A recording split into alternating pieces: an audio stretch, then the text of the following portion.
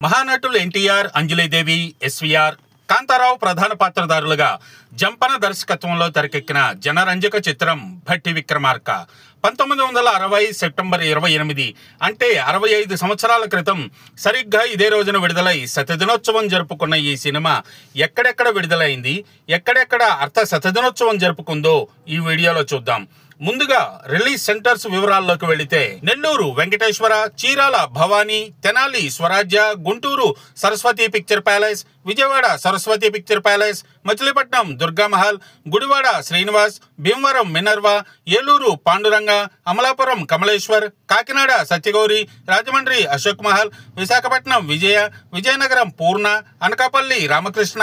హైదరాబాద్ దీపక్, సికింద్రాబాద్ అజంతా, వరంగల్ ప్రభాత్, నిజామాబాద్ రాజరాజేశ్వరి, కర్నూలు రాధాకృష్ణ, కడప సరస్వతి, అనంతపురం శ్రీకంఠం, బళ్ళారి ప్రభాత్ మరియు చిత్తూరు ప్రమీల.